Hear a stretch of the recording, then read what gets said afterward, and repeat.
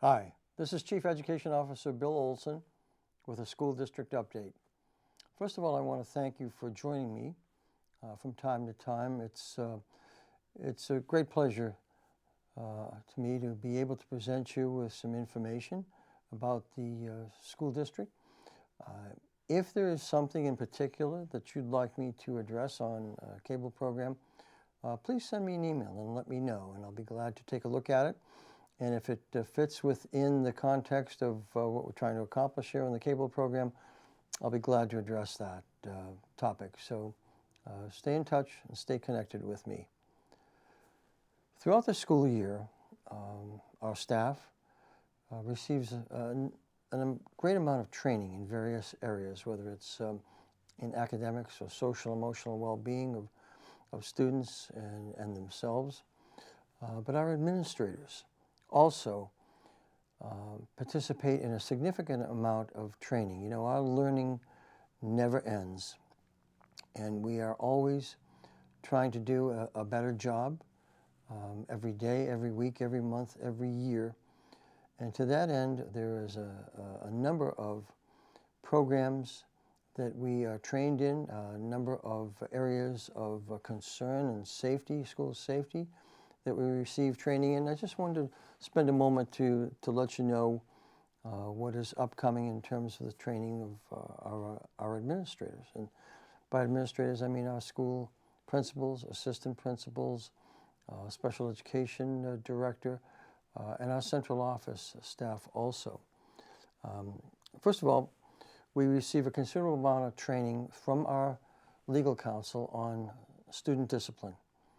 The New Hampshire legislature passed the specific statutes with respect to student discipline requirements and have updated those in the last year and a half, 2 years. They are reflected in the student discipline policy that we have brought to the school board. And so there are certain procedures that we have to follow very carefully in terms of student discipline. Years ago, discipline was determined pretty much on a site basis by the building administration.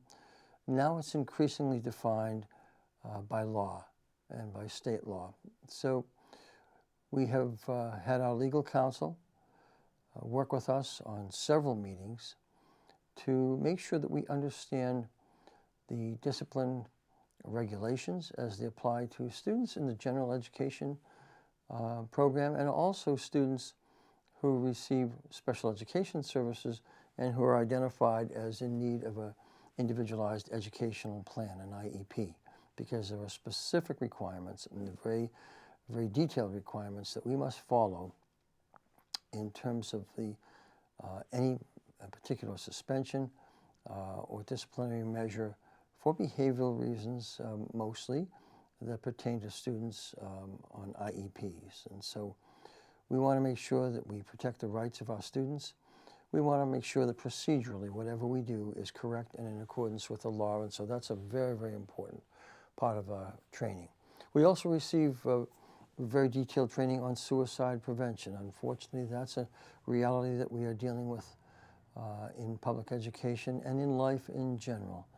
And we need to know what the signs are of children who might be struggling, who might be considering suicide, and how can we best help prevent that and provide the services to them that they need to live a full life and not consider that type of alternative as a means of addressing issues that might be very difficult in life. And so suicide prevention training is taken extraordinarily seriously by all of our staff and administrators.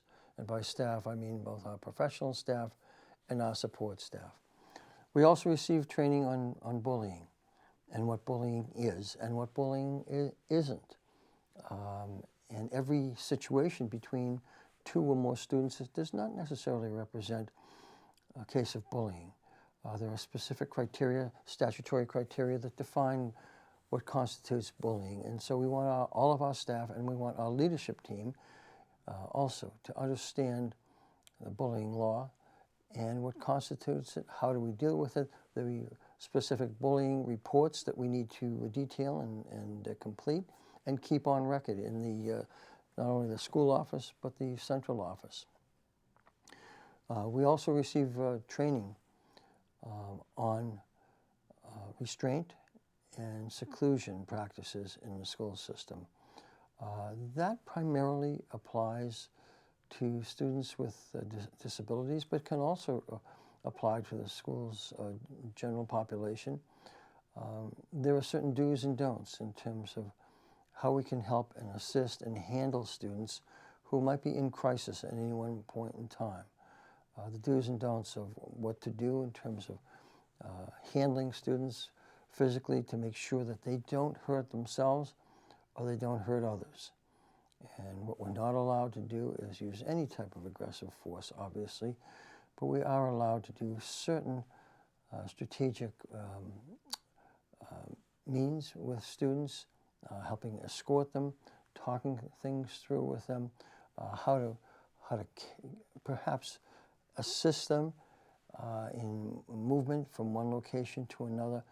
Once again, it's done very, very carefully and very purposely.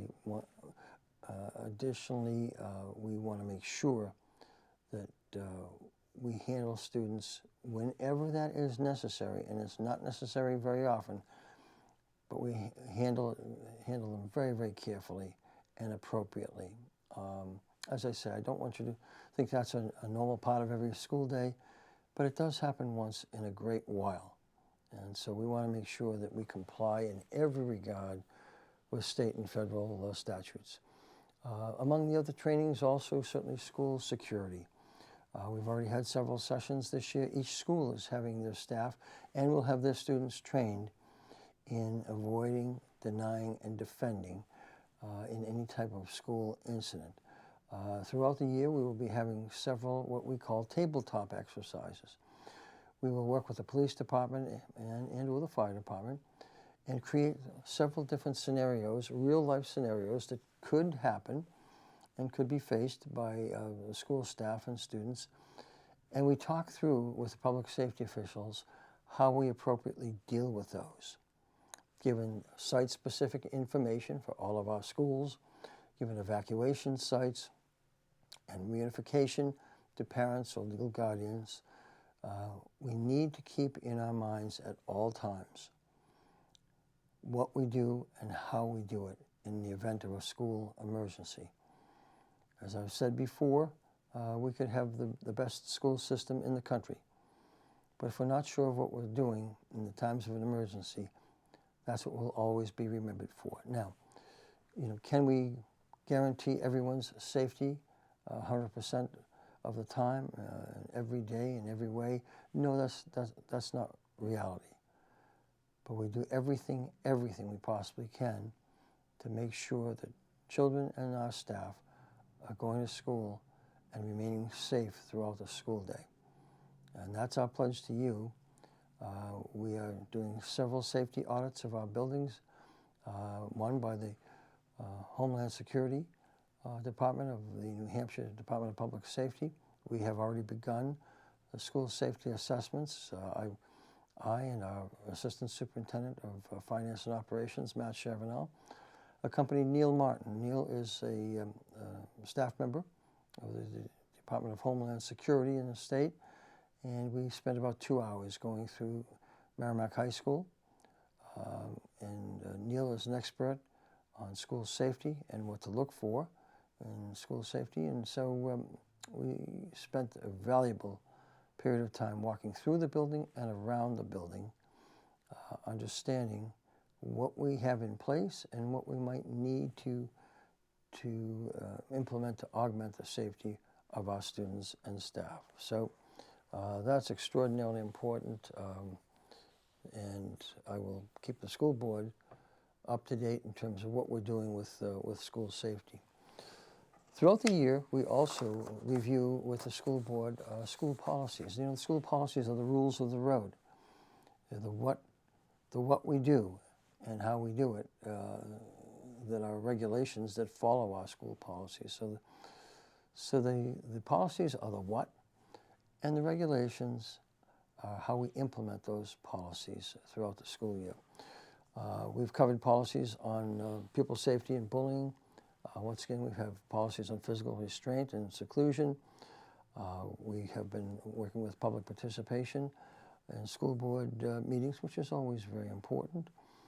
Student records and the access to student records, the availability of information through the Freedom of Information requests. We very importantly have policies on child abuse and neglect, and those of us who are in this profession are referred to as mandated reporters. If we suspect or detect any incidents of child abuse or neglect, we are legally responsible for reporting that to the state, and we take that obligation very seriously. We don't look to make reports on a frequent basis, but only as needed through observations and discussions with children and families. We are also looking at policies for homeschooling. There are specific statutory requirements. As you know, we are responsible. A school district, a local school district, is responsible for knowing how all students within this community are being educated, and not all of them are educated within the Merrimack School District. There are some that go to charter schools, some that go to private schools, but some that are homeschooled also. And we need to make sure that the homeschooling children are participating in a program that meets certain academic standards of quality. And so there are specific regulations and statutory requirements, and we want to make sure that we follow those. So throughout the year, we will continue to work on our policies. We oftentimes refer to the New Hampshire School Board Association and our legal counsel for assistance with various policies to make sure that what we're doing is responsible and caring for our students and our staff. This is the time of year also that we begin our budget process, and we are looking at the 2023-2024 budget. I think very importantly for you to know is the school board, for the very first time, will be meeting in a joint meeting session with the school's budget committee. That's extraordinarily important and a wonderful accomplishment by both committees. We want to make sure that as we proceed through the budget process, our planning and the establishment of priorities are clearly articulated and understood, and that we want to have those discussions with the school board, the budget committee, our students, our staff, and the community on what priorities have emerged that we need to address. We will meet with our staff. I go around with our assistant superintendents to meet with every school staff to understand what we're doing well in meeting the needs of our students, but where are the areas that we need to improve upon? Because this profession is all about reflection and continuous improvement and the establishment of priorities. We're now looking at the staff we have, the full-time equivalencies. How many people do we have, and what are their positions in the school system? What are the needs of the children that they are meeting? What are the programs that we're providing and the services that we're providing to our students? Because we need to know, once again, where we can perhaps reallocate some dollars in our budget to provide programs and services and staffing that meet current and emerging needs. What we don't engage in is something called incremental budgeting, which means if you give us $60 million this particular year. Why don't you give us 62 or 63 million and we'll find something good to do with it. That's not how budgeting works. We take a look and we analyze what we're doing and how we're doing it. We're spending money wisely. Are we receiving a return on that investment? Are you receiving a return on that investment? Because we want to make sure that if we need something new in the program to address student needs, can we first and foremost reallocate some of the monies that we have within the budget based on these new and emerging priorities before asking for more money? So that's what we are committed to doing, is first of all, utilizing the resources that we have, and if we need to, asking you, the taxpayer, for any additional funds that we might need with a compelling reason presented to you. Because I want to make sure that, and you know that buzzword of transparency, I want to make sure that you know what you're receiving for your tax monies expended. What's the return on your investment in all of us? Because that's extraordinarily important. I want to mention to you also that, you know, our student handbooks had not been updated in a number of years. And that's a very, very important document that needs to be updated annually to make sure that it reflects the latest statutory requirements. Okay, and it has to be approved by the school board. And I know you probably can't see this particularly well, but we have had the handbook professionally typeset with an index in it, so it's easier for you to find, and the readability of it is improved, enhanced. And so we're very proud of how that has turned out. And it's just one of those little things that makes a big difference. And I'm all about small changes having big paybacks and big dividends to our students, our staff, and to you. It builds momentum. It builds momentum and pride in improving what we do and how we do it. I want to congratulate the Merrimack High School football team in the win over Portsmouth. They have a playoff game coming up. Let's see, the playoff game is this Friday, November 11th.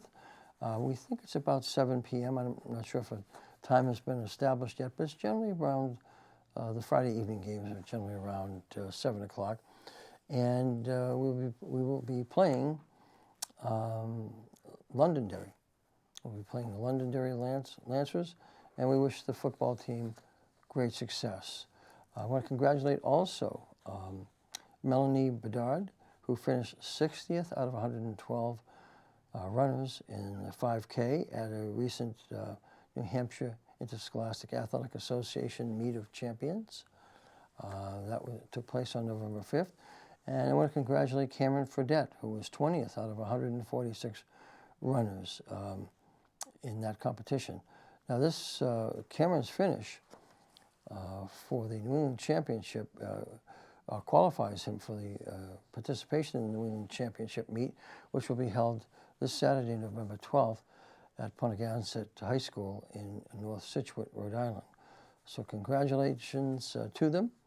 The varsity cheerleaders competed in the NHIAA Division I competition on Sunday, November 6th at Pinkerton Academy. Did a great job. The atmosphere was very positive and electric. They finished 11th out of 16 teams. Congratulations to them. Additionally, we want to recognize a staff member, Rich Loftus, at the middle school, who is beginning a co-ed intramural fitness program for the winter, which is very, very important, and we encourage our staff to participate in co-curricular activities, because these are activities oftentimes where students express their passion, and we can learn an awful lot about students in addition to them learning an awful lot about areas that they're passionate about. And so this particular program is a co-ed intramural fitness program to help supplement the fitness of all students.